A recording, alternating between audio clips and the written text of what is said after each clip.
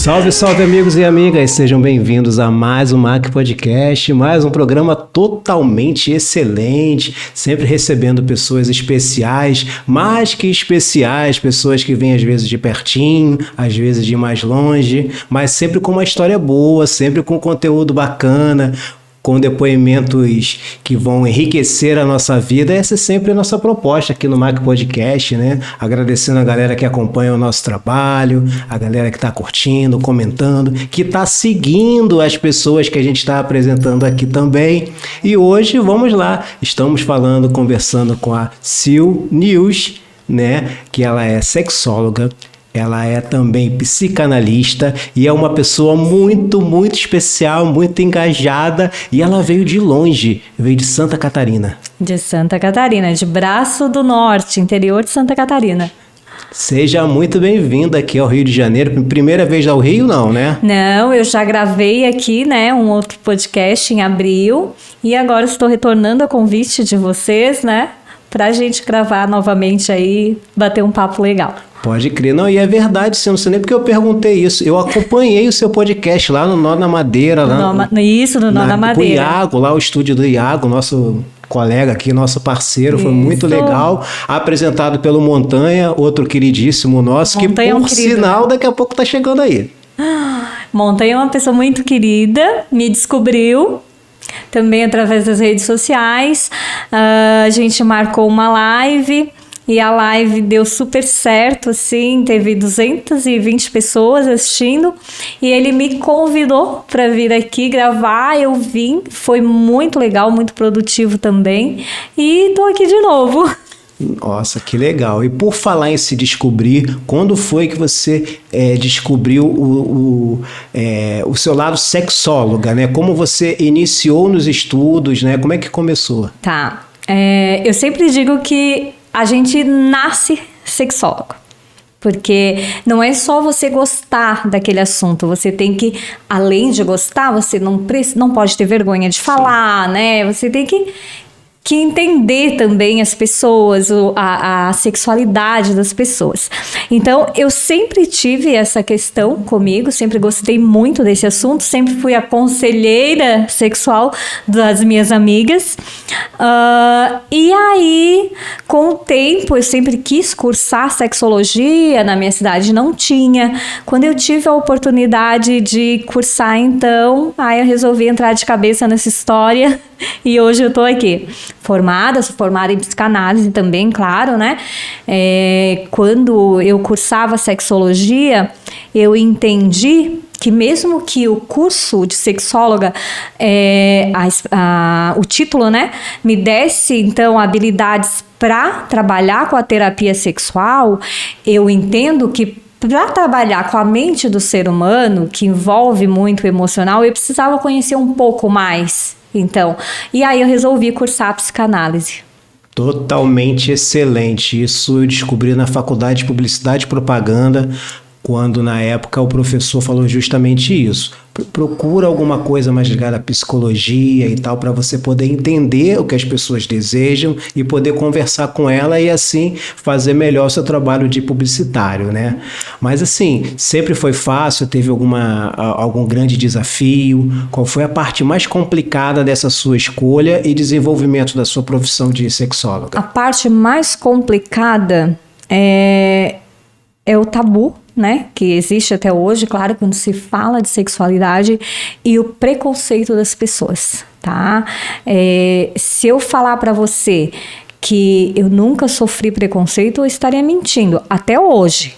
Tá? Até hoje as pessoas, às vezes, dependendo do local que eu estou ou da conversa em que estamos, as pessoas, elas me tratam de uma maneira diferente, às vezes tem umas piadinhas meio desagradáveis, mas eu não me importo com isso, porque eu amo a minha profissão, né? Estudei muito para estar aqui, Porque o sexólogo, ele, além do título de especialização, a gente faz especialização em cima daquilo e a gente tem que estar sempre estudando, porque a saúde, ela muda todos os dias, vem novidade todos os dias, né? Então você tem que estudar muito para conseguir chegar onde eu cheguei.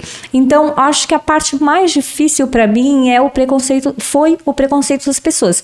Mas é o que eu quero e eu jamais vou desistir disso, por causa da opinião dos outros ou não. A minha intenção é ajudar quem precisa, então é por isso que eu tô aqui. E essas portas que você está abrindo, né, elas estão facilitando a vida de muita gente, né, que começa a se entender um pouco mais e também incentiva pessoas a entrarem na profissão e ajudarem. Eu estou lembrando aqui de uma amiga, a Carmen de Paula, ela é enfermeira, é sexóloga também. Ela começou um projeto para ajudar pacientes de câncer.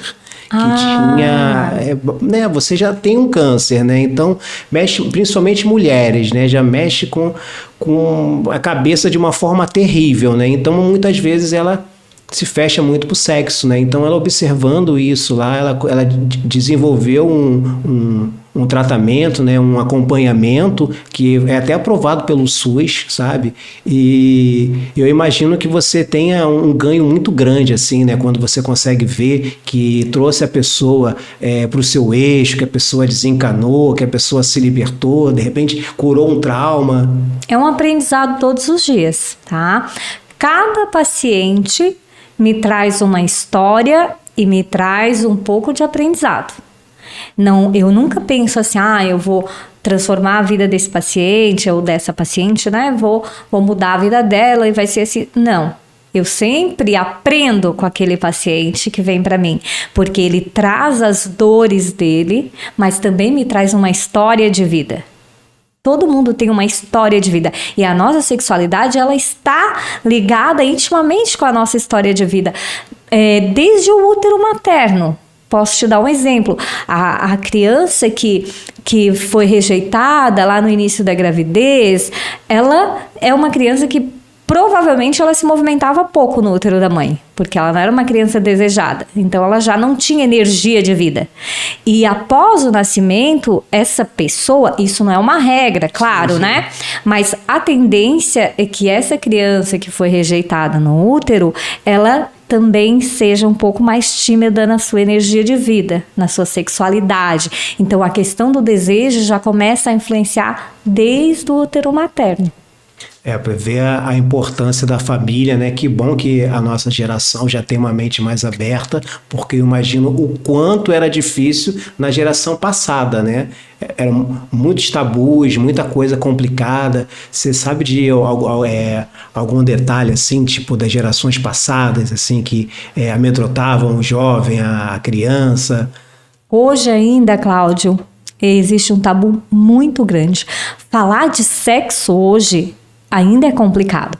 Por mais que o mundo está tão moderno, as coisas estão diferentes, mas falar de sexo parece que você está falando de uma coisa de outro planeta. E todo mundo faz, todo mundo, né, que está na idade adequada para fazer, então. Então, assim, se a gente voltar há tempos atrás, né, se voltarmos lá antes de Cristo, então, a gente pode lembrar ali do período o período romano, que era tudo muito mais livre. Sim. O sexo era mais livre.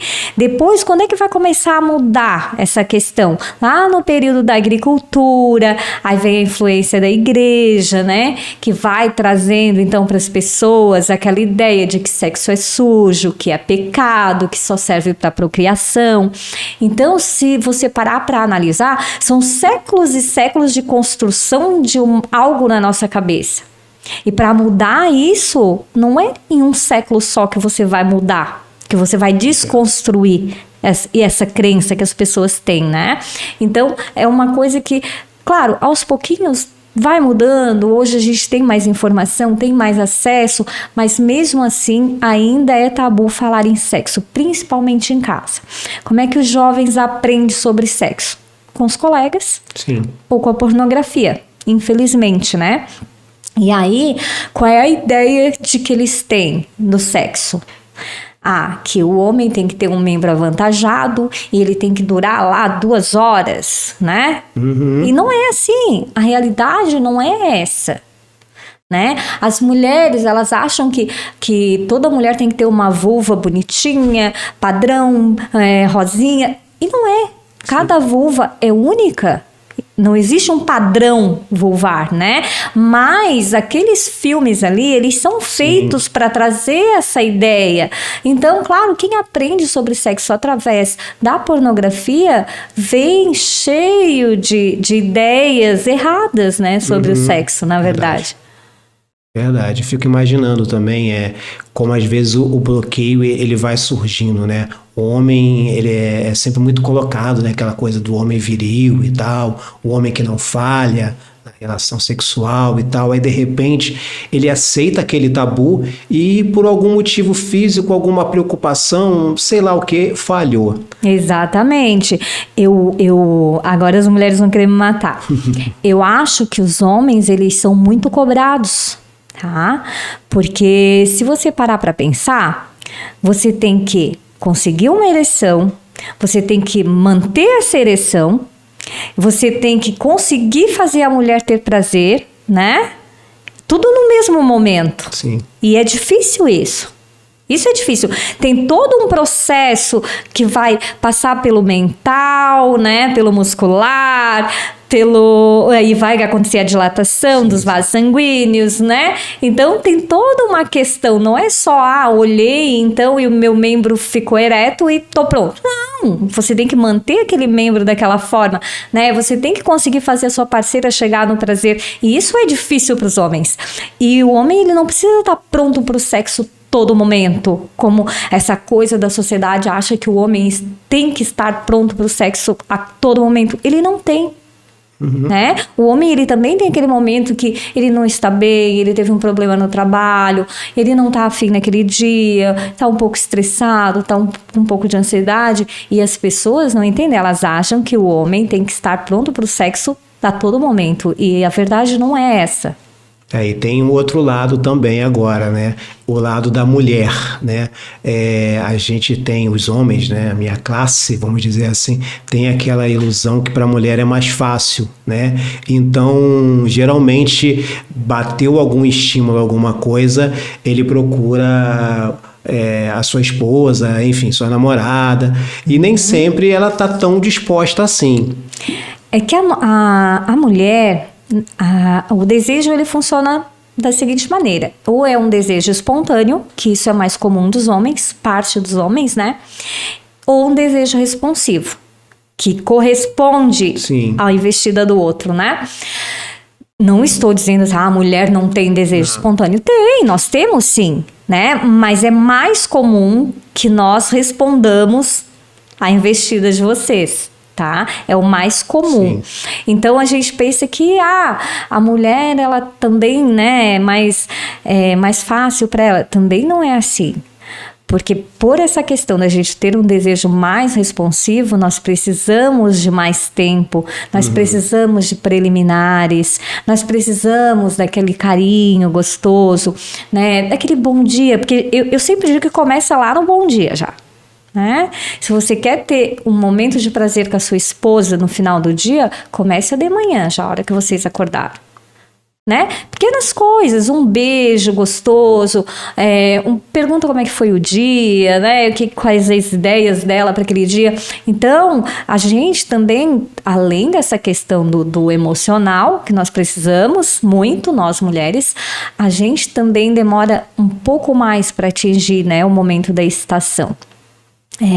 Vocês homens, eu sempre gosto de explicar isso, para acontecer uma ereção, vocês precisam de, às vezes nem chega a isso, mas 70 milímetros cúbicos de sangue para acontecer a ereção.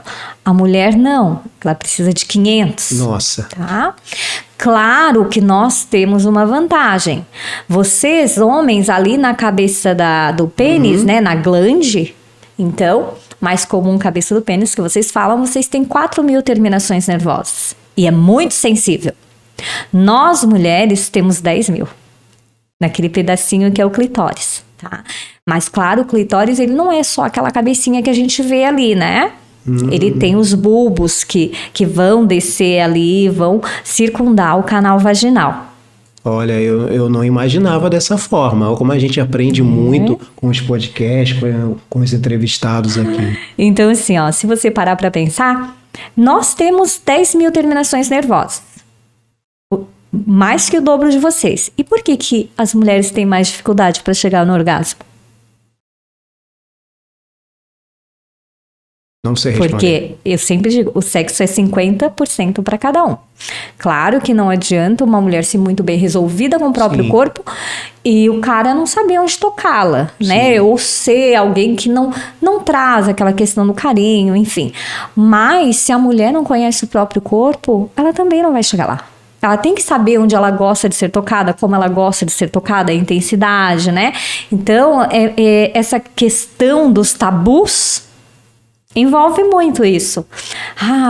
Elas pensam que é errado, se sentir prazer, elas vão estar cometendo um pecado, que é sujo, né? Então tem toda essa questão. Por isso que a gente tem tantos problemas assim para atingir então o ápice do ato sexual. E quando o homem, né, ele não tem essa perspicácia de observar todos os sinais, a gente torce para que a mulher explique pra gente, né? Tipo, dê as dicas, assim, do que a gente está fazendo correto. Geralmente o sexo entre casal assim é muito interessante porque você já conhece a parceira há bastante tempo. Inclusive eu aprendi aqui, conforme você disse, né, que a relação ela pode começar de manhãzinha, ao acordar, já vai preparando, planta aquela sementinha na cabeça da parceira, que por mais que ela chegue cansada, aquela sementinha ali bem germinada tem tudo para dar certo. Assim, tem homem, né, que pensa que chegou, encostou na mulher e ela tem que estar pronta. Não, ela não vai estar pronta assim. Uma mulher, ela não vai conseguir sentir desejo pelo parceiro dela se ele tratou ela mal o dia inteiro. Eu não vou sentir desejo pelo meu parceiro, né, se ele me tratou como um cavalo o dia todo, se ele não me beija.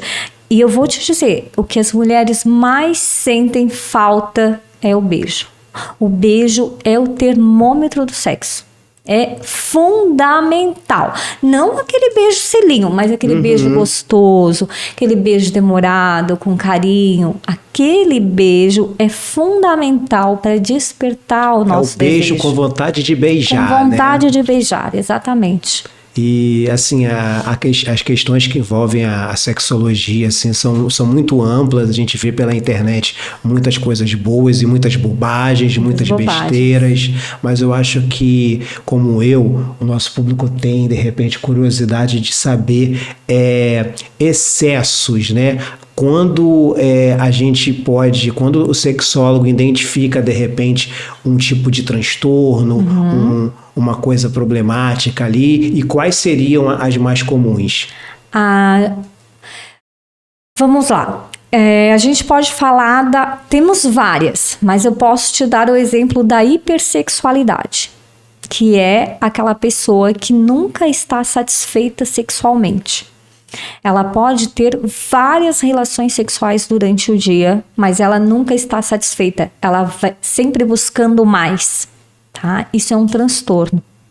Ele pode aparecer em um determinado momento ou a pessoa pode já vir com aquilo durante toda a sua história sexual, tá? Então tem que se investigar. E aí o que a gente faz? Vai no consultório do sexólogo, passou por toda a questão, fez os exames hormonais, foi no urologista ou no ginecologista, viu que não tem nada orgânico, fisiológico, né? Então parte para a parte do sexólogo.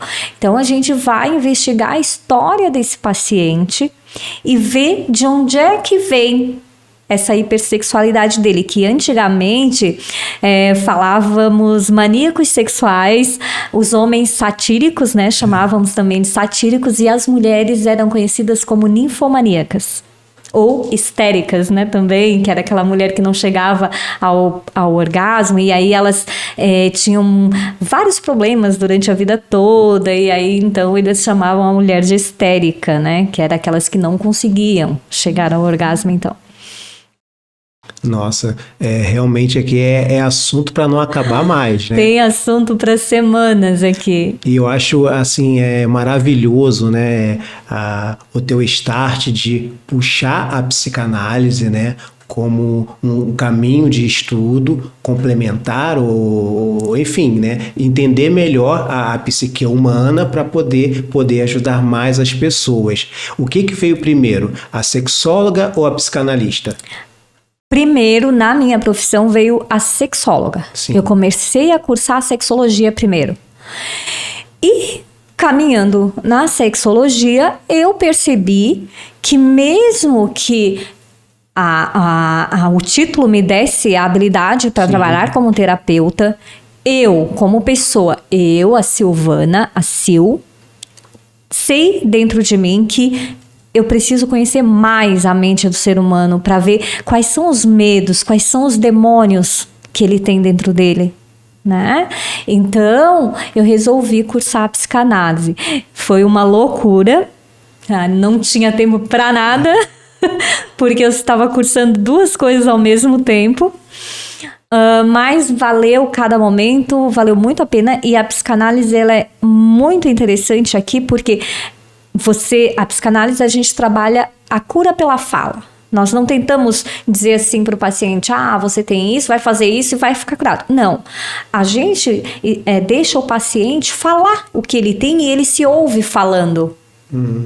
E aí ele fala, mas por que isso está causando esse determinado sentimento em você? Aí ele pensa. Então, na sexualidade, né, na sexologia, eu uso então esse método da psicanálise para trabalhar com os meus pacientes.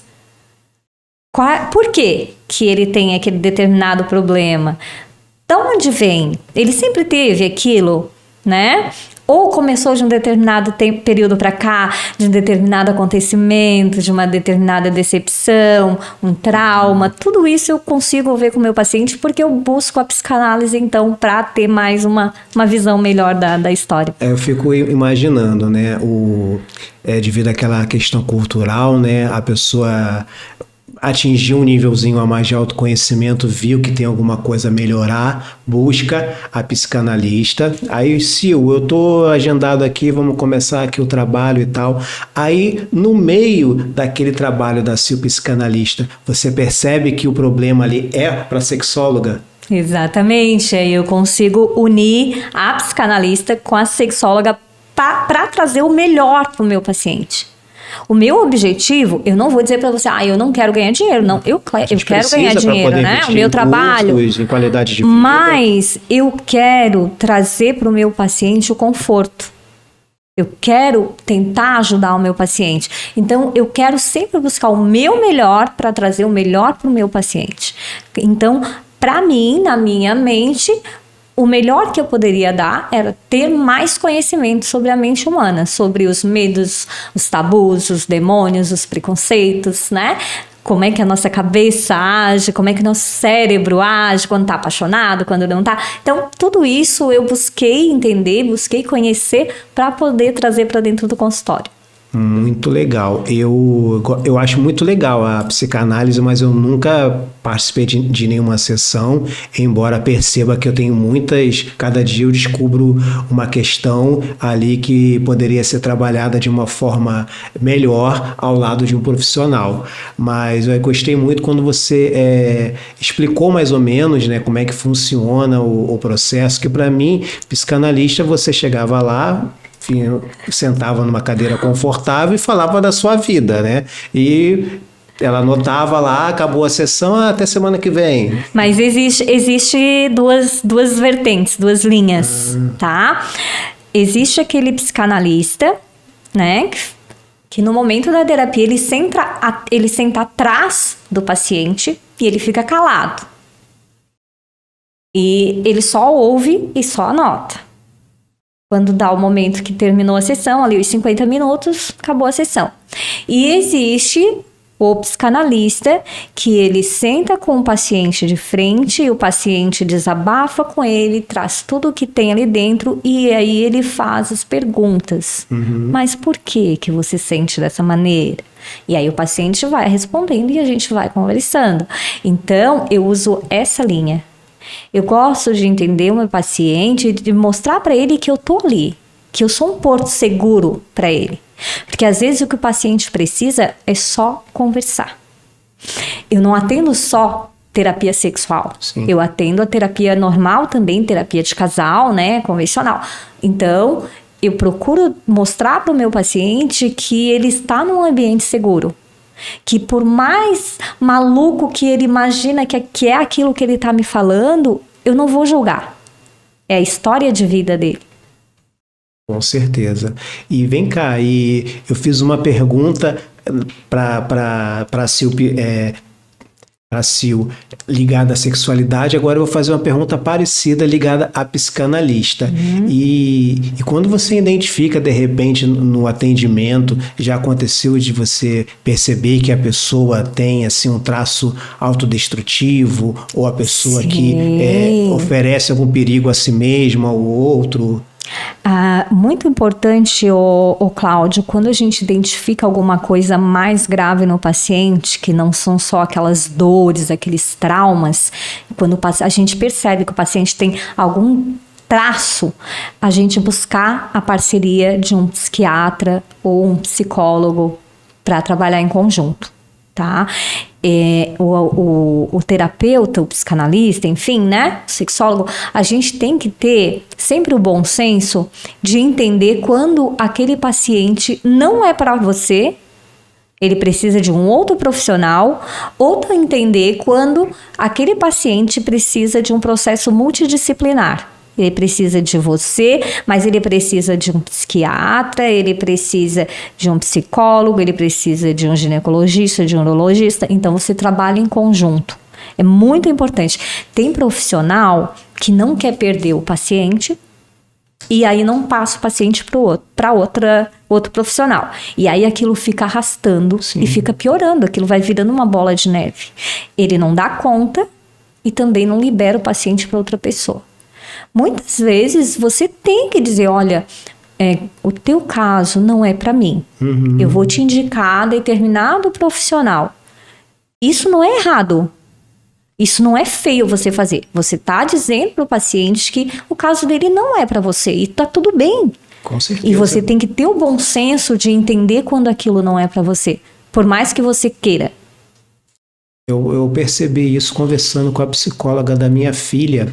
Ela foi muito correta e tal, mas ela deixou escapar que tem a questão da clínica estar preenchida lá com horário e tal. Eu percebi aquilo ali, eu falei, cara, acho que realmente terminou aqui, porque ela já tinha dado alta, né? Eu falei, não tenho que insistir não, porque ela está também preocupada com a questão mercadológica, igual a qualquer profissional, isso aí é comum. Cabe a gente investir na nossa ética, que a gente alcança através de estudos, daí a gente precisa de uma remuneração adequada também para a gente continuar estudando, adquirindo novos conhecimentos e poder passar para essas pessoas. Agora fala para mim a alegria que é você pegar aquele paciente desesperado e com o tempo você vê aquela evolução, aquela melhora e vê aquela...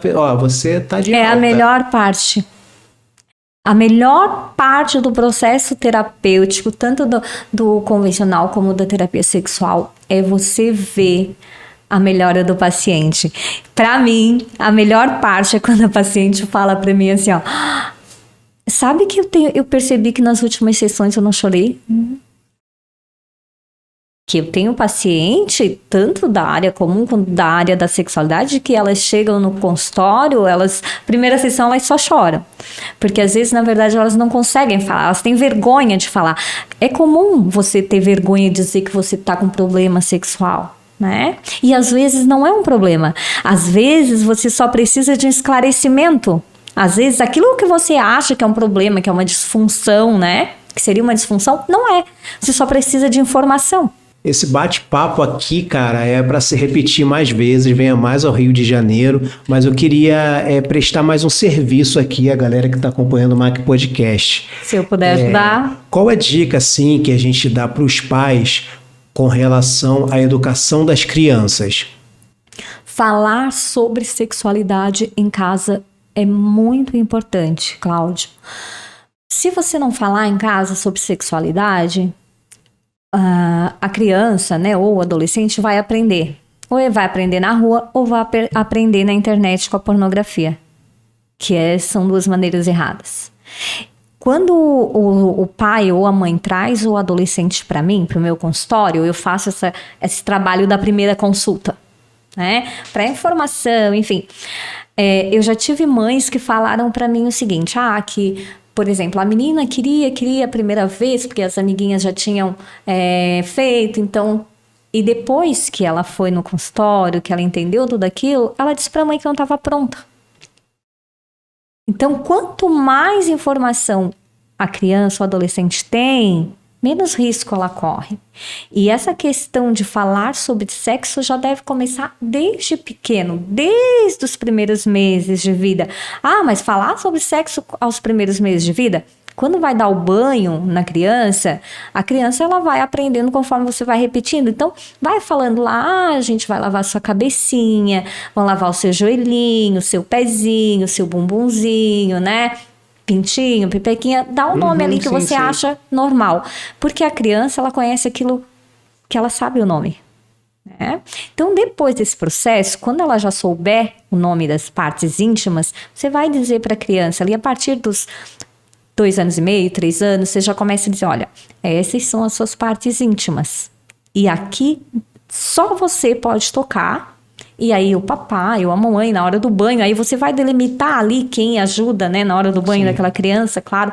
Se qualquer outra pessoa tocar aqui, você corre e conta para a mamãe ou para o papai. Então, você já começa a trazer isso para a criança. Então, se alguém tocar ela, que não for alguém autorizado, ela vai contar.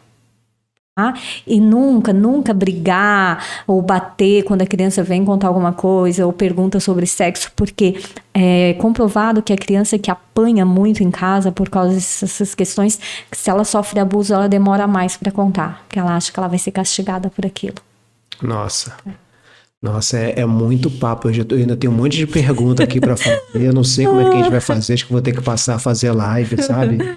Porque, assim, muitas perguntas que eu vou ter que deixar para uma próxima, infelizmente. Quero agradecer muito o seu... Né? Eu que agradeço o convite. Foi fantástico e da próxima vez a gente tem que marcar de 1 hora, sabe? Vamos marcar sim. Porque realmente vai fazer a diferença, que está fazendo diferença para mim, eu tenho certeza que está fazendo diferença para mais alguém também. Falar sobre sexualidade para mim é maravilhoso. Você pode falar desde a primeira infância, adolescência, né? Da vida de jovem, adulto, casamento, terceira idade. Tem tanta coisa para se trazer aqui, né, para trazer conhecimento. E quando alguém me convida para um podcast ou para fazer uma live, eu sempre penso assim, eu não me importo com quantas pessoas vão assistir. Sim. Se vai ser 1000 ou se vai ser 10. Se eu levar conhecimento e informação para 10 pessoas, eu estou feliz. Então, falar sobre sexo para mim é importante. Trazer informação para a população é importante. Então, sempre que você quiser, estarei aqui, estarei disponível, claro, se estiver, né, no momento que eu possa vir ao Rio de Janeiro. Quando vir ao Rio, por favor, vem aqui. Já sabe onde nos encontrar, vai Com ser certeza. Sempre um prazer te receber, Sil. Obrigado. Prazer foi meu, muito obrigado pelo convite, tá? Obrigado a você que está acompanhando a gente aqui no Mac Podcast. Obrigada, até o próximo. gente. Beijo. Obrigado por curtir o vídeo até aqui. Esperamos que você tenha gostado e até o próximo.